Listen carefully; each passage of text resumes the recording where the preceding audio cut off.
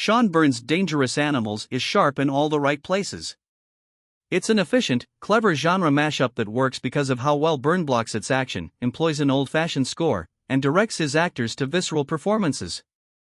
It's deceptively well made. Most will dismiss this Jaws meets the Silence of the Lambs flick as just another B-movie, but Byrne makes so many smart choices in every aspect of the production.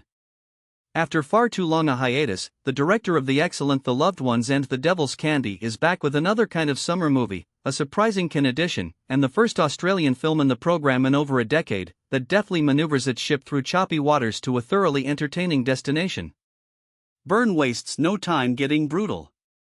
We're introduced to a couple of tourists who basically stumble on a business venture run by the charmingly threatening Tucker, played perfectly by Jai Courtney. The Suicide Squad star understands the kind of guy who barely hides his menace underneath his outsider persona. He's one of those guys who's equally charming and disquieting. You gotta be a little weird to make a living swimming with sharks, right?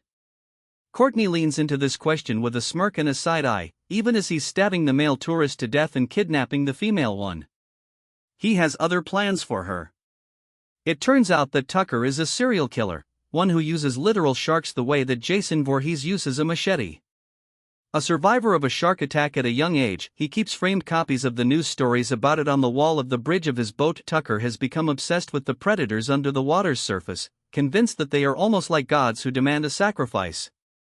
He drugs women, harnesses them up, and slowly drops them into chum-spurned waters, videotaping what happens next.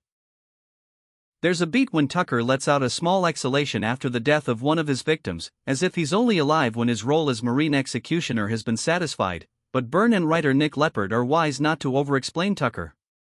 This is an efficient piece of genre filmmaking that doesn't drag the anchor of monologuing villains like many of its peers. After the bloody setup, Byrne rides a different wave, introducing us to the other outsider leading this survival thriller, a nomadic surfer named Zephyr, an effectively physical Hassie Harrison. Living out of her van, Zephyr has attachments to no one and nothing, which makes her skeptical of the young man named Moses, Josh Houston, who is trying to get her attention in his quest for some jumper cables.